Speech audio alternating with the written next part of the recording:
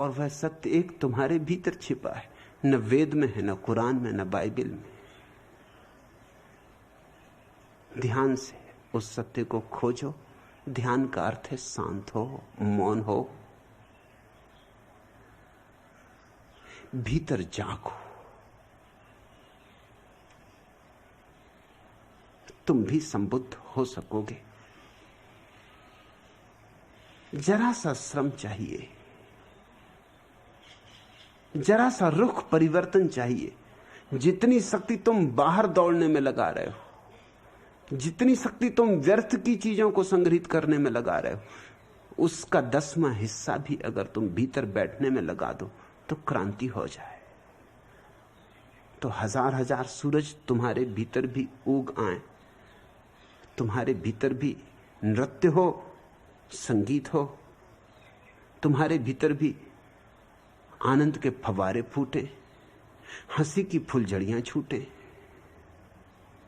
रास महारास रचे, तुम्हारे भीतर भी फाग हो,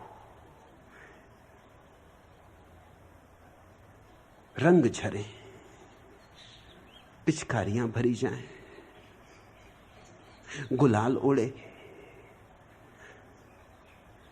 ऐसे ही मर जाना है। जीवन को बिना जाने मर जाना है। अधिक लोग ऐसे ही मर जाते, जीते ही नहीं और मर जाते। इतना ही कष्ट करो